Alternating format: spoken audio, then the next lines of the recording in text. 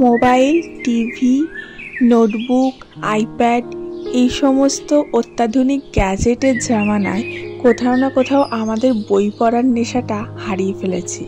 একটা সময় ছিল যখন নোকিয়া 1600টা বাজারে চলতো, অন্য কোনো ফোন সেরকম অ্যাভেলেবেল ছিল না। তখন আমাদের ওয়ান অ্যান্ড অনলি সঙ্গী ছিল বই। কত যে ধরনের বই পড়েছি এবং বই পড়ে সময় কাটিয়েছি তা এখন ভাবে। এক গাদা বই জমা হয়ে যেত এবং বইমেলায় গিয়ে গিয়ে বই কেনা যেন বিশাল একটা নেশার বাতিক ছিল। কিন্তু এখন গিয়ে প্রত্যেকের হাতে মোবাইল, বাচ্চারা জন্মাতেই হাতে মোবাইল চলে আসছে এবং আমাদের তো কথাই নেই, এবং মোবাইল ছাড়া আমরা চলতেই পারি না। তার জন্য বই পড়ার অভ্যেসটা কোথাও না কোথাও হারিয়ে ফেলেছি। আমি চেষ্টা করি প্রতিদিন একটা গল্প পড়ে রাখতে বই থেকে, এবং সেটা আমার মেয়েকে শোনাতে, কারণ ওর একটা অভ্যেস হচ্ছে প্রতিদিন ঘুমাতে যাওয়ার সময় আর ভাত খাওয়ার সময় আমাকে বলবে স্টোরি বলো। তো সমস্ত রকমের স্টোরি যেগুলো আমার কাছে অ্যাভেলেবেল ছিল, আমার জ্ঞানের ভান্ডারে ছিল, সব শেষ হয়ে গেছে। তার জন্য বাধ্যতামূলকভাবে আমাকে এখন বই পড়ে স্টোরি গেইন করতে হচ্ছে। তারপরে বই পড়ে সেই স্টোরিটাকে মনে করে রেখে সেটাকে আমি ওকে শোনাই। এটার ফলে একটা ভালো জিনিস যেটা হয়েছে যে আমার মধ্যে সেই পুরনো হ্যাবিটটা একটুখানি আবার ফিরে এসছে, যে বই পড়ার নেশাটা। একটা ইয়েতে পড়েছিলাম, কোনো একটা লেখাতে পড়েছিলাম যে একটা বাচ্চাকে দেখে সবাই জিজ্ঞেস করছে সে এত বই কী করে পড়ছে এই সিচুয়েশানে দাঁড়িয়ে, যেখানে সবাই মোবাইল ঘাঁটে। তখন ওর মা বলছে, আমি বই পড়ি, আমার বই পড়া দেখে আমার বাচ্চাও বই পড়ে। আমি যদি মোবাইল ঘাঁটতাম, আমাকে দেখে আমার বাচ্চা মোবাইল ঘাঁটতো। ন্যাচারালি বাচ্চারা বড়দের যেটা দেখবে সেটাই শিখবে। যাই হোক, এখন সকালবেলার চাটা এনজয় করছি আমার হাজব্যান্ডের সাথে, এবং তার সাথে সাথে ঝিঙেগুলো কেটে নিচ্ছি। ঝিঙে দিয়ে একটা কিছু আজকে বানাবার চেষ্টা করব। দেখা যাক, ঝিঙে পোস্ত বা কিছু একটা বানাবো। বেশ ফ্রেশ ঝিঙে নিয়ে এসেছিলো। অনেক সময় হয় না, কিছু কিছু ঝিঙে তেতো হয়ে যায় কেটে পরে রান্না করলে। তো আমার মাকে দেখতাম ঝিঙে কেটে প্রত্যেকটা ঝিঙে থেকে এক টুকরো করে খেয়ে টেস্ট করতো। তো আমি না ওই ঝিঙেটা টেস্ট করতে পারি না, কারণ ঝিঙের মধ্যে একটা কষাটে ভাব থাকে, দেখবে শসার মতো খেতে লাগলেও একটু কষা কষা লাগে। তো আমি কি করি, প্রত্যেকটা ঝিঙে কাটার পর সেটাকে একটু নুন মাখিয়ে রেখে দিই, নিয়ে তারপরে সেটাকে ভালোভাবে আর একবার ধুয়ে নিয়ে তারপরে একটু জলে ফুটিয়ে সেদ্ধ করে নিয়ে তারপরে রান্না করি। নুন দিয়ে তুমি যে কোনো জিনিস যদি রাখো, তার তিতকুটে ভাবটা নুন একদম ছেঁকে বার করে দেবে। ওই জন্যই আমি বলি সবসময়, উচ্ছে বাচ্চারা খেতে চায় না, কিছু কিছু বড় মানুষও আছে উচ্ছে খেতে চায় না তেঁতোর জন্যে। তো সেক্ষেত্রে যদি নুন দিয়ে ভিজিয়ে রাখি, তার খাদ্য হচ্ছে গুণটা, পুষ্টিগুণটা, সেটা কিন্তু কোনোভাবেই নষ্ট হয় না, বরঞ্চ তার যে তেতো ভাবটা সেটা কিন্তু ইজিলি বেরিয়ে চলে যায় এবং সেটা খুব ভালোভাবে খাওয়া যায়। সবজি টবজি কাটার যে কাজগুলো থাকে আমি সেগুলো বসে করে নিই, তারপরে রান্নাঘরে ঢুকি। কারণ আমাদের আধুনিক জামানাতে এখন রান্নাঘরে সমস্ত আপার স্ল্যাব হয়ে গেছে, দাঁড়িয়ে দাঁড়িয়ে সমস্ত কিছু করতে হয়। তো আমাদের আর এই জন্যেই এই জেনারেশনে দেখবে, মানে এই সময়ে যে বয়স্ক মানুষরা আছে সবাই হাঁটু ব্যথাতে ভুগছে।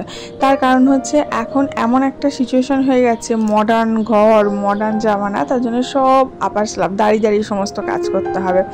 একটু যদি আমরা পিছিয়ে যাই বা একটু গ্রামের দিকে যাই, তখন কিন্তু আপার স্ল্যাবটা ওখানে থাকে না, সবাই কিন্তু বসে বসে রান্না করে, বসে বসে কাটাকাটি করে, তাদের কিন্তু হাঁটুটাতে চাপ কম পড়ে। যাই হোক, আজকে ভেবেছি ডাইনিং টেবিলটা ক্লিন করব। অনেক দিন যাবত ডাইনিং টেবিলে জিনিস রেখে রেখে পুরো ভর্তি হয়ে গেছে। আর একটা কাজ করব, সেটা হচ্ছে এই ডাইনিং টেবিলের যে কভারগুলো রয়েছে, এই কভারগুলোর তলায় একটা মোটা কাপড় দিয়ে দেবো। এগুলো না স্লিপ কেটে কেটে সরে চলে আসছে। তো এর ওপরটা প্রথমে পরিষ্কার করে নিচ্ছি। এই যে ক্লিনজারের জন্য এই জিনিসটা ব্যবহার করে, এটা কিনেছিলাম, খুব ভালো ক্লিন হয়। এটার জন্য আমাকে কলিনও ইউজ করতে হয় না, সুন্দর ক্লিন হয়ে যায়। যাই হোক, তো আর এটার যেহেতু কভার রাখা দেওয়াই ছিল, ওপরের কাঁচটাতে সেরকম ময়লা হয়নি, তবে তলায় তলায় একটু ময়লা জমেছে। যদিও আমি পরিষ্কার করতেই থাকি।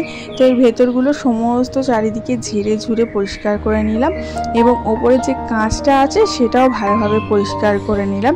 এবং এরপরে না একটা মোটা কাপড় বিছিয়ে তার উপরে ওই কভার দুটো দেব।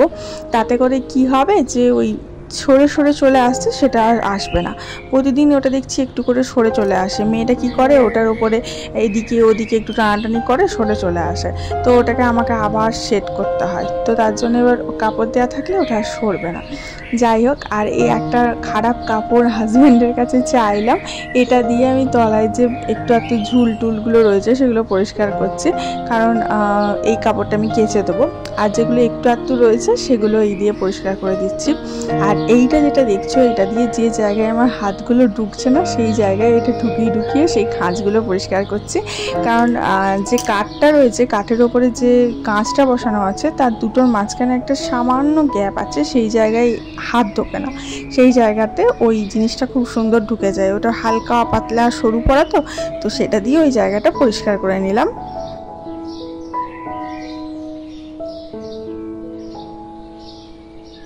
এবার টেবিল ক্লথটা অ্যারেঞ্জ করে পেতে দিচ্ছি। আমি দুটো টেবিল ক্লথ এখানে ইউজ করেছি। এর আগে আমি একটা ডাইনিং টেবিল অর্গানাইজের ভিডিও দিয়েছি, চাইলে দেখে নিতে পারো, আমার চ্যানেলে অলরেডি দেওয়া আছে। তো ওপরে একটা লেস টাইপের কাপড় পাওয়া যায়, সেটাকে দিয়েছি লাইট পিঙ্ক কালারের। আর তার ওপরে যেটা ইউজ করি সেটা হচ্ছে পুরো ট্রান্সপারেন্ট এবং চারিদিকটা গোল্ডেনের কাজ করা আছে। অফকোর্স আমি এগুলো অনলাইন থেকে অর্ডার করেছিলাম। তো ভীষণ সস্তায় মেশোতে রিজনেবল প্রাইসের মধ্যে পাওয়া যায়, কোয়ালিটিও কিন্তু ভীষণ ভালো। তো আমি এটা মেশো থেকে অর্ডার করেছিলাম, তো দেখেছিলাম খুব ভালো এসছে। আমি নিজের জন্য একটা কিনেছি আর আমার শাশুড়ি মাকেও একটা গিফট করেছি।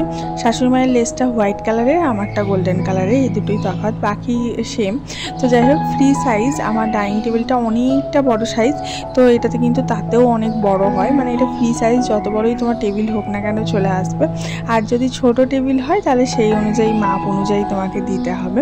তো এইটার না পাউডার লেগেছিল দুদিকে, তো আমি না যখন পেতেছিলাম প্রথম তখন না তলার দিকের পাউডারটা মোছা হয়নি।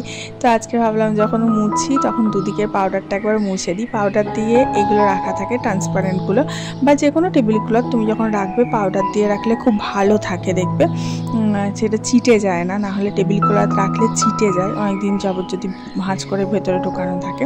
তো এটা পেতে দেবো, দুটোকে একসাথে পাতার ফলে দেখবে কি ব্যাপক লাগবে দেখতে।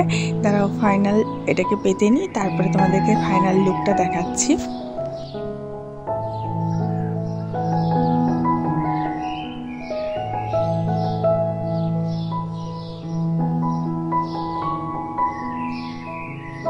কি সুন্দর লাগছে না দেখতে। এই আইডিয়াটা আমার খুব ভালো লেগেছিল বলে আমি ভেবেছিলাম যে এরকম করেই সাজাবো ডাইনিং টেবিলটা। আর তার উপরে কিছু অর্গানাইজ করার জন্য শোপিস সাজিয়ে রেখেছি। এরপরে আমি বাকি কাজগুলো সারবো। বিছানাটা তোলাই হয়নি, একটার পর একটা কাজ করছিলাম। আসলে বিছানা বাগাবো, ঘর বাগাবো, তারপরে যদি এক্সারসাইজ করতে যাই না তখন আর সেই সময়টা বেরিয়ে ওঠে না, বা এক্সারসাইজ করার এনার্জিটা থাকে না। তাই ওর জন্য আমি কী করি, সকালবেলা উঠি আগে নিজের ধ্যানটা দিই, আগে এক্সারসাইজটা করে নিই, তারপরে বাকি সমস্ত কাজ একটা একটা করে করি। এখন কিছু জামা কাপড় ছিল সেগুলো কাছাকাছি করব, আর তার সাথে না আজকে যে চিরুনিগুলো আছে ওগুলো ভিজিয়ে রেখেছি, চিরুনিগুলো পরিষ্কার করব। চিরুনিগুলো না আমি মাঝে মাঝেই পরিষ্কার করি, বলতে পারো একটু ময়লা যখনই হয় দেখি তখনই পরিষ্কার করে দিই, সেটা মাসে হোক কি 15 দিনে হোক। আর কি করি, একটু হালকা গরম জল করে তার মধ্যে একটু সার্ফ দিয়ে চিরুনিগুলো ভিজিয়ে রেখে দিই, তারপরে খানিকক্ষণ পর সেগুলো পরিষ্কার করে নিই। আগে যখন আমি আর একটু ইয়াং এজের কথা বলছি, বিয়ের আগে, তখন আমার বাপের বাড়িতে আমি যতবার মাথায় শ্যাম্পু দিতাম সপ্তাহে ততবার চিরুনি পরিষ্কার করতাম।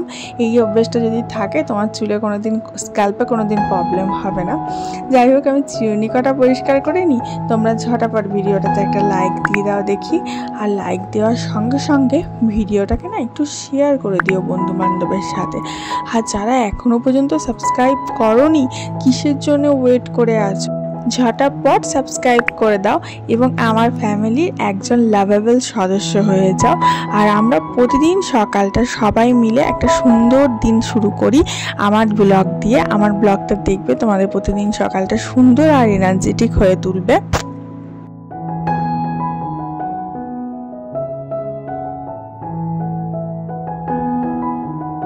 আমার যেহেতু ছোটবেলা থেকেই খুব পরিষ্কার পরিচ্ছন্নতার একটা বাতিক যে আমি সব কিছুই ক্লিন করে রাখবো, তো তার জন্য না আমি যখনই অন্য কোনো রিলেটিভদের বাড়িতে যেতাম তখন তাদের ঘরে যখন দেখতাম চিরুনিগুলো পরিষ্কার নয়, আমি সেগুলো ইউজ করতে পারতাম না, মাথায় দিতে পারতাম না। তার জন্য আমি যেখানেই যাই নিজের চিরুনিটা ক্যারি করি।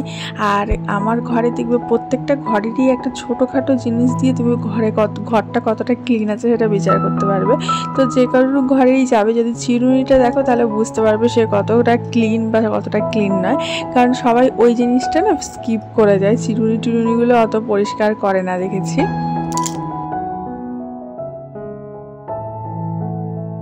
কিন্তু এই সিম্পল ওয়েতে তুমি যদি তোমার কমটাকে ক্লিন রাখো তাহলে তোমার স্ক্যাল্পে রিয়েলি কোনো প্রবলেম হবে না। করে দেখতে পারো, আশা করি উপকার পাবে।